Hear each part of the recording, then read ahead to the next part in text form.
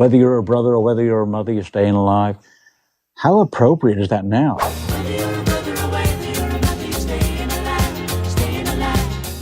It's the song that turned disco into a survival anthem. When Stayin Alive bursts to life with its iconic bass line and falsetto cry, the world cheered and danced. Millions felt invincible, but behind that infectious beat, Barry Gibb carried a secret, a truth that shattered the glitter, the sequins, the platform-sold swagger. Because while everyone else saw disco lights and dance moves, Barry says he saw the opposite, a fight for life, a struggle to keep breathing, a cry from the street corners of New York, not the dance floors. What if the song that became a celebration was born of crisis? What if Barry's falsetto wasn't triumph, it was anguish? What if this global phenomenon conceals a much darker story? Tonight, we're peeling back the gloss. We're stepping off the dance floor and into the streets where Stayin Alive was really meant to be heard as a warning. We'll reveal the creation story, the studio chaos, the weight the Gibb brothers carried. We'll hear Barry's own words, decades after the glitter, admitting, "I always called it dark." But why did it take decades to say that out loud? What was Barry hiding, and what finally made him speak? The truth behind Stayin Alive is a story of survival, grief, and reinvention. It's about fame that erased pain. It's about a song born from desperation and adopted by pop culture as a party anthem. And it's about how sometimes the most joyous music holds the greatest sorrow. Stay with us, because what you think you know about this song may be the very thing you misunderstand. If you crave the hidden stories behind iconic music, stories they never wrote liner notes about, subscribe to RetroWaves and ring the bell for more deep dives. Hit like if you're ready to look behind the hits. In 1977, Saturday Night Fever landed on screens, and the world changed.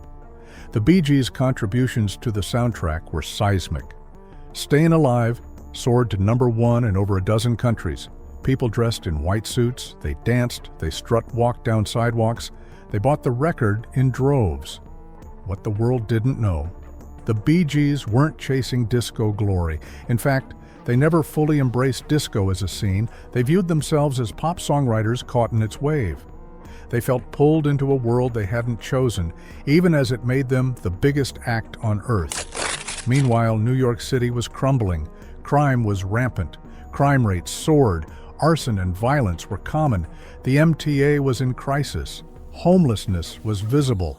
The city felt like it was bleeding. And Barry and Robin Gibb spent time there. They saw people struggling not to party, but to survive. Back in France, in the old Chateau d'Hérouville studio, the brothers worked under massive pressure. Their drummer was gone, deadlines loomed, and they were grappling with personal losses. They churned out hook after hook. It was business, and it was necessity. The music became their lifeline, but they weren't celebrating any more than a cornered animal would celebrate. They were enduring. Still, the outside world saw something else entirely: a beat, a strut, a fun anthem. No one heard the desperation in "Life Going Nowhere, Somebody Help Me."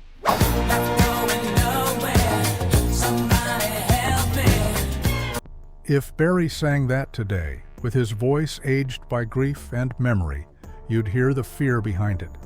So how did a song about desperation become disco's ultimate anthem? Was it luck, a marketing machine, or a deliberate disguise, an emotional Trojan horse? Was Barry hiding trauma behind that falsetto? Were the Gibb brothers translating pain into rhythm to distract themselves? Did disco swallow the message whole? And more importantly, did Barry ever regret writing it? We're diving into that story next. The studio where they made history, the missing drummer, the loop that became their heartbeat, and the moment it almost all fell apart. Stay tuned. Inside the Chateau d'Hérouville studio, the Gibb brothers felt time slipping away. Their regular drummer, Dennis Bryan, was forced to return to England after an emergency, so their drum setup sat silent. They couldn't pause. They were on a deadline of hours. Robert Stigwood wanted Saturday Night Fever wrapped fast, so Barry and Robin made a desperate decision. They borrowed a 2-bar drum loop from Night Fever, a machine like Pulse, and built Stayin Alive around it.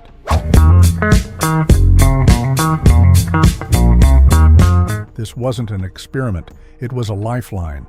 The loop was relentless. It didn't breathe, it didn't pause. It created a tension that mirrored the world they were observing, something beautiful, but with an undercurrent of machine-age anxiety.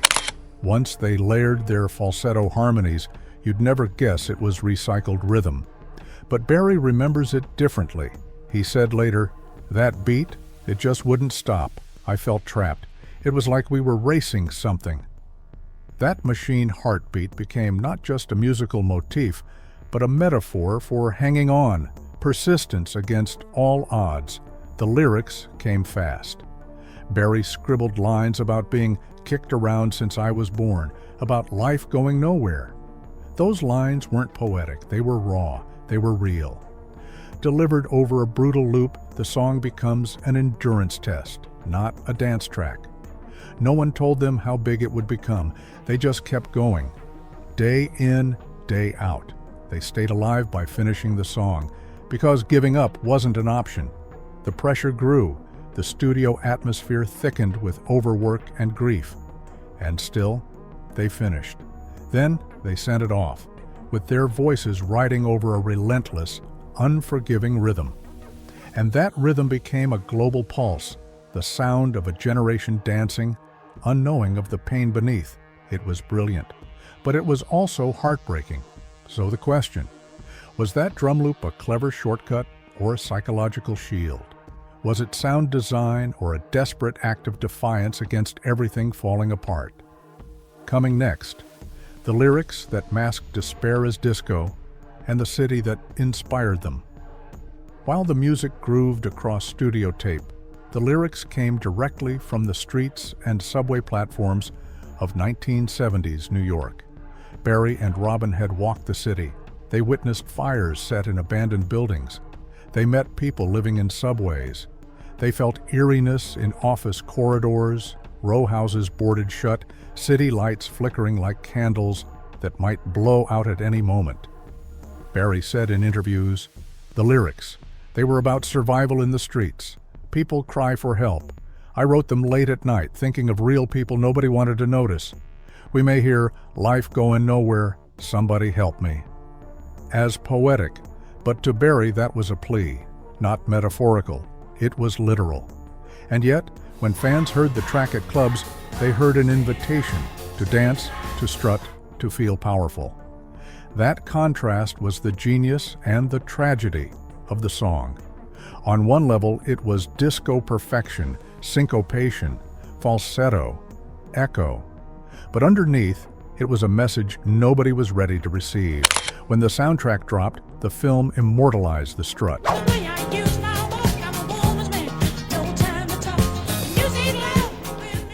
But who noticed the plea in the words?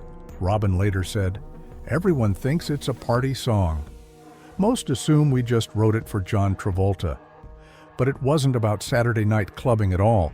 It was about Saturday night desperation." Barry added, "The song is dark. It's not a celebration. It's fear and survival." But the music machine took over. Record labels labeled it feel good. DJs needed hype. The public wanted euphoria. So the darkness was dressed in lights, and in those flashy reflections, it disappeared. The next part uncovers how the film and the marketing erased the context, and how Barry dealt with watching his message vanish into fame. Robert Stigwood, their manager and film producer, had the crucial instinct. When he heard Stayin Alive, he saw the swagger, not the sorrow. He pitched it as the soundtrack's centerpiece. The movie became Saturday Night Fever, and the song became the moment the world would never forget.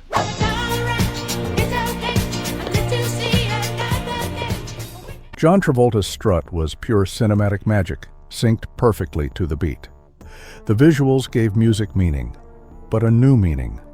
Disco fever swept through streets, discos, and airwaves. Record executives dubbed it party pop. MTV and radio embraced it. Billboard lauded its crossover appeal. Reviews praised it as the ultimate disco anthem, rarely pausing to parse the lyrics. Barry watched it become something he didn't intend. Everywhere the song played, the falsetto felt uplifting.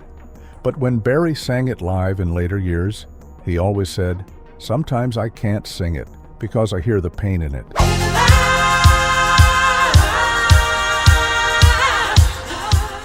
Maurice and Robin both acknowledged the same. They wrote it to endure financial pressure, family loss, cities in chaos, not to entertain. Even so, interviews at the time leaned toward spectacle. Press asked about charts, costumes, record sales. Reporters rarely asked, "What is the pain in the song? Why does it feel so desperate?" So the message stayed hidden. The public was seduced. Disco became spectacle. The cry beneath the beat remained silent. When disco crashed in the early 80s, disco demolition nights, public backlash, charts rejecting it, the Bee Gees became targets. And yet, the song endured. People might have rejected disco, but they kept Stayin' Alive. It had become something larger than the genre it defined. Barry carried that guilt. Watching a message of desperation become a party staple. Seeing genuine lyric become lyric wallpaper. It wasn't just misunderstood, it was erased.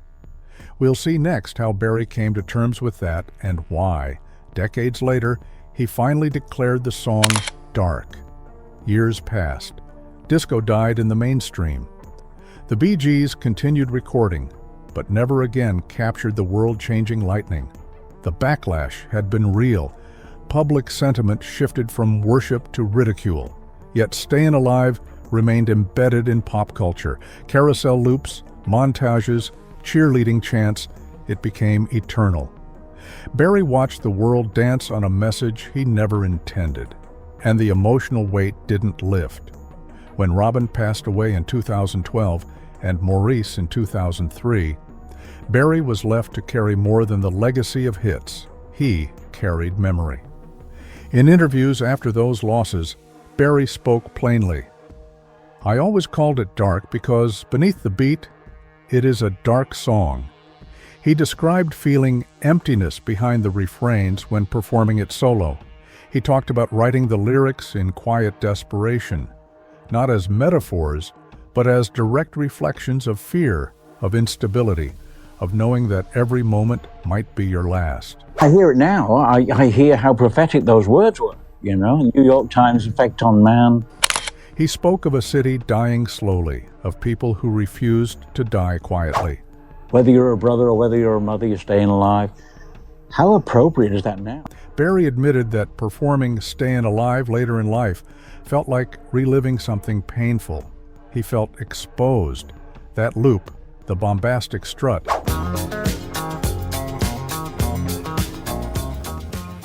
became a momentary's echo of survival. Each harmony was a question. Can we keep going? So when Barry finally used the word dark, he meant it, not in some gothic aesthetic, not as artistic flair, but as confession. He also acknowledged rumors and speculation. Some fans theorized occult references due to Sid Vicious covering it. Others speculated that its minor key ambiguities hid secret codes. Barry clarified clearly, those were rumors. Verified only are the facts. The song was born in grief, pressure, and desperation. Any occult interpretation? Unfounded. He also stressed one more fact. Stayin' Alive saved the Bee Gees, financially, spiritually, creatively. Without it, they might have crumbled, but it also haunted them. So the darkness is double-edged. The song was both salvation and a shadow. Now picture this. A studio in London, 2014. Barry sits with a journalist, light soft, his falsetto gone. He reflects on life, death, legacy. And someone asks, "What does Stayin' Alive mean to you now?" He hesitates. The room quiets. Then he says, "It's always been about survival, not swagger. Always about staying alive, not strutting." He leans back. "When I sing those words now, I feel them. I remember writing, "Life going nowhere, somebody help me." It wasn't poetic license. That was a scream. The interviewer presses, "So do you still like the song?" Barry's voice tightens. "Yes, but I hear it differently, and I hear the darkness." He talks about touring alone, about cities where people still scream those lyrics back. They dance, but he doesn't see struts. He sees tears, faces lit by screens, people echoing trauma they don't even understand. He confesses that he sometimes breaks down mid-song because he remembers. Because he wrote it with love, fear, and grief, and now he's writing it into history. For listeners, it's a disco classic. For Barry, it's a confession. He wrote a cry over a looped heartbeat. The world turned it into celebration, but he never forgot the intention. That clash between public delight and private despair is the song's final twist. And not everyone makes it through. His brothers didn't. Maurice's health faltered. Robin's mind slipped. Barry held on, but the band ended. Yet the song remains. When pressed, "Was it worth it?" Barry replies quietly, "Maybe, because someone somewhere needed it, even if they didn't know it yet." That moment, the emotional payoff, lays everything bare: the studio trauma, the city scenes, the lyric desperation, the eventual fame, and the generational misunderstanding. We now see Stayin' Alive in full color, a dark, desperate work that became a global anthem by accident, or perhaps by design. So what's the takeaway? Stayin' Alive was never just disco. It was survival. It was born in a moment of personal and societal breakdown, written in grief and near collapse, recorded over a mechanical loop that mirrored everything falling apart, powered by falsettos, the voices of three brothers clinging together. It became a phenomenon because people leaned into the beat, not the message. They saw swagger, not sorrow. They danced, not heard the plea. The song was rebranded, repackaged, reborn beyond what Barry and his brothers intended. Yet Barry never let go, not completely. Every time he sang it, he felt the weight. Every time he heard the crowd, he heard echoes of desperation, unseen but real. Now he calls it dark. Not as Easter egg, not as gossip, but as a confession, a reality check, a way to say, the song you think you know, maybe you don't. We should listen again for the lyrics, for the context, for the heartbeat beneath. Because beneath Stayin' Alive lies a lesson about art, fame, pain, and persistence. It also shows how meaning gets lost in the noise, how trauma can be hidden behind celebration, how a message can slip through time and be misread by millions. That's the paradox of the song. It saved the Bee Gees and cost them something they never realized they were paying. So next time you press play, let the beat echo a little differently. Listen for the sorrow. Respect the creation, not just the consumption. Because this track isn't just history. It's a confession, carried on rhythm, drenched in survival. This is the truth they didn't put on the cover. If Stayin' Alive surprised you today, imagine what else lies behind other hits. Share your thoughts. Did you ever sense the darkness beneath the disco? Comment below. Subscribe to RetroWaves to discover more songs whose stories are hidden in plain sight. Want something specific? Tell us. We'll dig.